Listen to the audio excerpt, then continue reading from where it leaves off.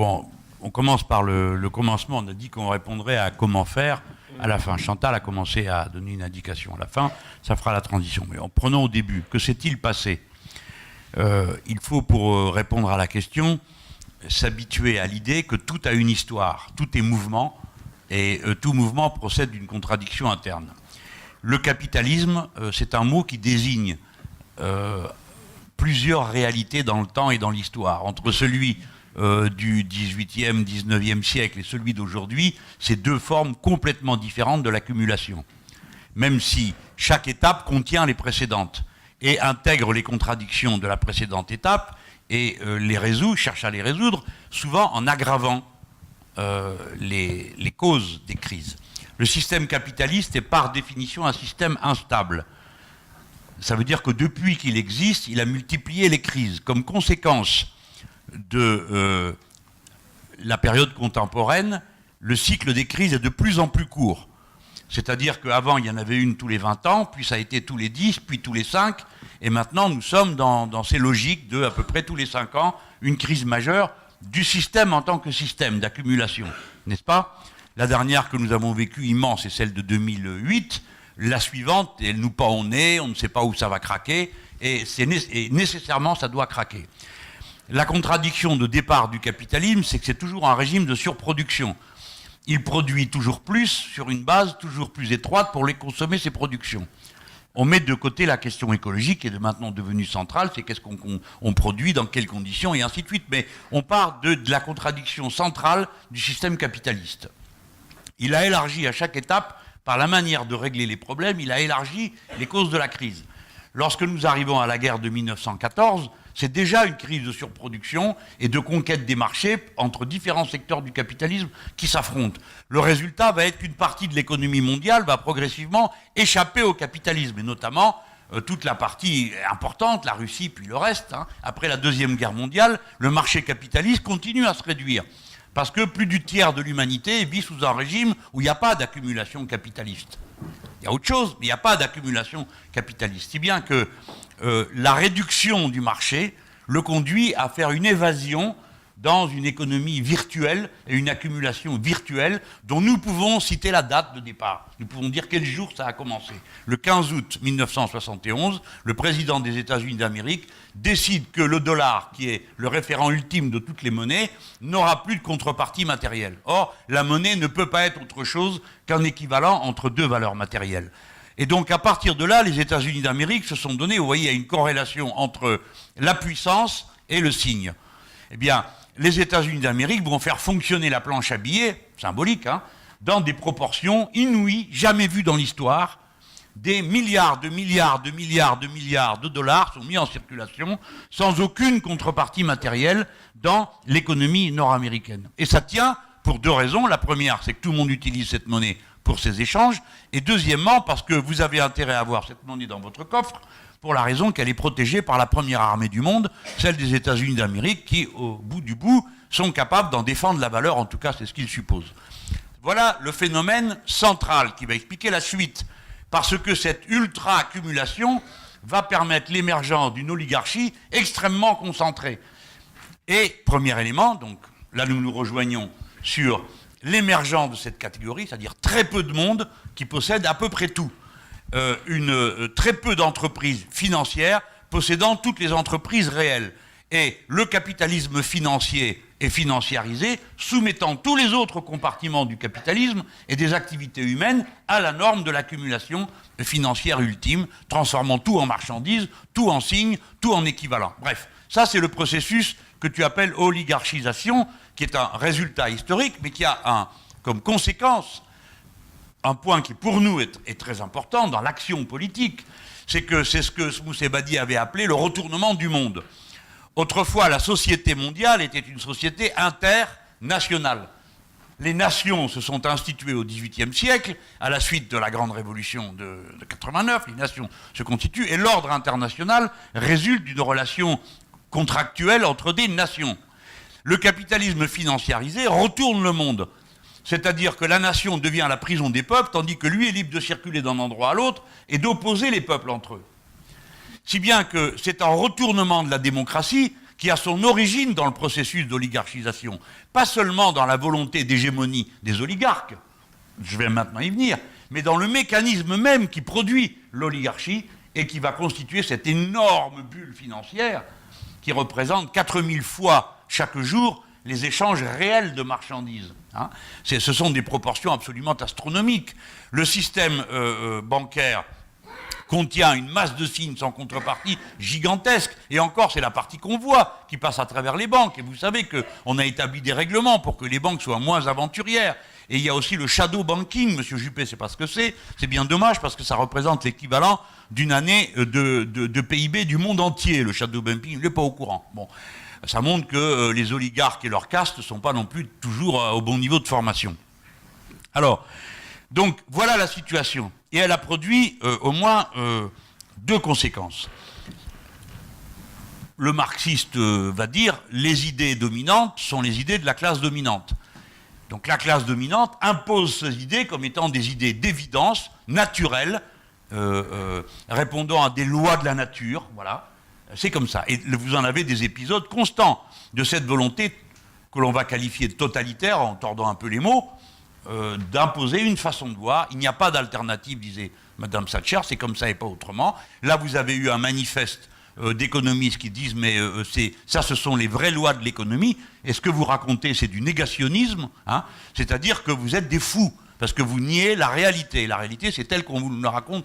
C'est un des modes de domination de la société que d'imposer une idée comme étant une idée évidente. Je vous rappelle que nous, qui sommes des vrais démocrates, jusqu'au bout, nous pensons qu'il n'y a aucune vérité qui surplombe la société. Hein, aucune vérité. Il n'y a que des contradictions qui la mettent en mouvement. Bref, nous avons donc là les idées dominantes qui se sont imposées et qui fournissent le cadre, mais avec une nouveauté, c'est que le mode d'emploi, le consentement à l'autorité vient à travers toute notre vie quotidienne. Il n'y a pas d'espace, c'est pourquoi ce monde est un monde globalitaire. C'est un monde sans bord. C'est un monde dans lequel il est impossible de penser, d'agir autrement qu'à travers les valeurs dominantes de la classe dominante. Et ces valeurs nous sont injectées avec la totalité des objets que nous consommons. Le mode d'emploi d'un objet est notre mode de pensée. Notre manière de vivre est entièrement structurée par des objets qui portent en eux des qualités particulières. Ils sont périssables, ils sont jetables, il faut sans cesse en changer, ils sont toujours démodés, etc., etc. Je ne veux pas entrer trop dans la description, mais c'est pour dire, ça vous colle. Et après, il y a une stratégie politique. La stratégie politique, ça va consister à mettre en place des cadres politiques dans lesquels l'économie est censée être un sujet non politique, parce que répondant à des lois de la nature. Ça, c'est l'ordolibéralisme. Et le système l'a d'abord testé en Afrique, où on a appliqué les premières politiques d'ajustement structurel. Ce sont ces politiques qu'on a transportées ensuite en Amérique latine, sous la houlette du FMI, qui ont détruit les sociétés latino-américaines. Et c'est elles qu'on a ramenées en Europe, sous la forme la plus achevée, les traités européens, le traité constitutionnel de 2005, le traité budgétaire depuis, etc. Donc ce ne sont pas des traités économiques ni budgétaires, ce sont des traités politiques qui affirment le primat de la domination du capital financier sur tous les compartiments de la vie. Et donc, en partant d'une base, jamais la démocratie ne doit revenir. On a réussi à l'éliminer, on a réussi à l'écarter, on a réussi à la contenir, hein, mais elle ne doit pas revenir. Comment procéder? D'abord, volons les mots. On nous a donc volé tous nos mots, de sorte que nous ne puissions plus penser. C'est le monde d'Orwell. Donc, on appelle gauche une politique de droite, on appelle une politique de paix faire la guerre, etc., etc., etc. Je ne rentre pas dans tous les détails, mais tout le monde comprend l'idée. On nous a volé nos mots, on nous a volé nos symboles, et on nous a volé nos outils, on nous a volé nos représentations symboliques, pour nous empêcher de penser notre opposition. Et c'est pourquoi, quand Chantal dit il y a un moment populiste, on a bien compris de quoi il s'agit, je suis entièrement d'accord avec elle, c'est que tout ce système fonctionne comme un rapt de la souveraineté. Vous vous rappelez que tout à l'heure, j'ai décrit la souveraineté comme l'acte élémentaire de fonctionnement de la société humaine. Peu importe quel est le pouvoir qui est souverain, mais c'est l'idée de la souveraineté qui commande la dynamique de la cohésion des sociétés. Le retournement du monde fait qu'il n'y a plus de souveraineté, ni des nations, ni des peuples qui les constituent, évidemment. Il n'y a que la souveraineté du capital. Et là, aujourd'hui, vous avez sous vos yeux une démonstration chimiquement pure de cette volonté d'officialiser cette domination. C'est notamment TAFTA, CETA, TISA, c'est-à-dire des traités dans lesquels il est dit que les multinationales qui sont dans les mains du capital financier n'obéissent plus à aucune loi. Vous pouvez voter les lois que vous voulez, enfin vous pouvez voter les lois que vous voulez à condition qu'elles ne contrarient pas les investissements faits par le capital financier.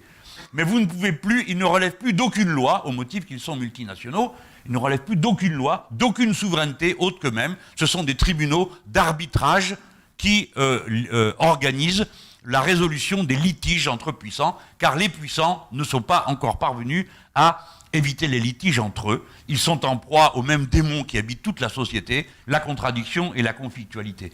Le capitalisme est un régime meurtrier, non seulement pour ceux qui le pressurent, mais aussi pour ceux qui profitent.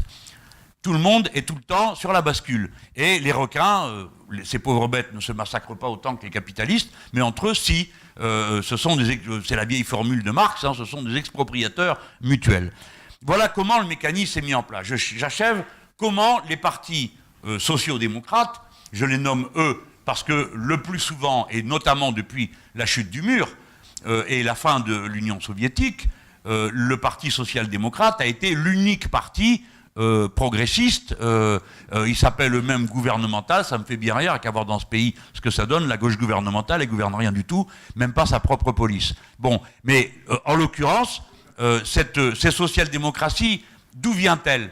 C'est un logiciel épuisé. Alors avant de parler des traîtres et des purs, hein, évidemment vous avez en cours de route des guignols qui comprennent la situation et de manière très opportuniste se coulent dedans. Vous avez un Blair, hein, vous avez un Schröder, qui sont réellement des gens corrompus au sens où ils adhèrent à un système avec enthousiasme et font devant vous la comédie de faire croire qu'ils sont de l'autre côté. Blair, Schröder, tout ça c'est contemporain. Papandreou, Zapatero, avant, c'est toute cette...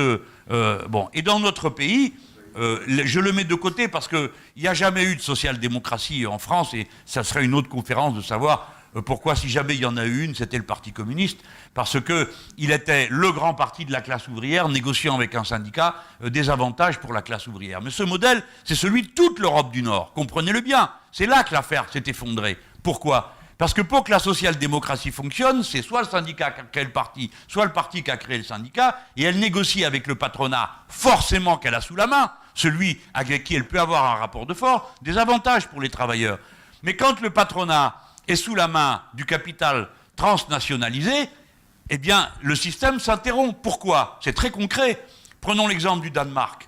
Si vous êtes syndicaliste, vous, quand un accord est signé entre votre syndicat et votre patron, qui lui-même appartient à un syndicat, vous bénéficiez de l'avantage qui a été signé.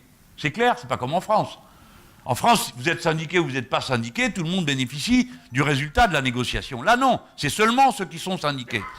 Imaginez-vous le jour où, en face, le syndicat discute avec le patron, et le patron, c'est plus le patron à l'ancienne. C'est plus le patron lié à la banque du coin en Allemagne. C'est Schröder qui a coupé le lien entre la banque et les entreprises, en permettant aux banques de vendre les titres des entreprises sans surtaxe, ce qui était le cas avant. Ok ? C'est par une mesure très concrète. Donc, vous arrivez, vous trouvez devant quelqu'un qui dit « Écoutez, moi je m'en fous de ce que vous racontez, je ne signe rien, parce que je suis l'homme d'un fonds de pension, et mon fonds de pension, il ne signe pas avec vous qu'on diminue ses revenus. Voilà, donc je ne signe pas. Et si vous n'êtes pas content, c'est pareil et on s'en va. » Résultat, les travailleurs danois, qui étaient autrefois à 90% couverts par des conventions signées entre le syndicat et le patronat danois, sont à peine 20% maintenant. Donc la social-démocratie s'est effondrée parce que sa base matérielle s'est effondrée, qui était sa relation antagonique, organisée avec le patronat, qui lui a glissé entre les doigts depuis que le capital financier s'est transnationalisé et que les fonds de pension et les gros fonds financiers font la loi dans l'économie réelle. Voilà la conséquence concrète. Alors après, le deuxième tour, je finis juste là-dessus, c'est fini, mais voilà pourquoi ces gens se comportent de cette manière. Comme ils ne savent plus quoi faire, eh ben ils font la seule chose qu'ils ont toujours fait. Ils pensent qu'en mettant du charbon dans la locomotive capitaliste, du moment qu'elle avance, il tombera quelque chose sur les prolétaires. Mais non, il ne tombera plus jamais rien de l'avancée du capitalisme parce qu'il est devenu totalement prédateur et tributaire.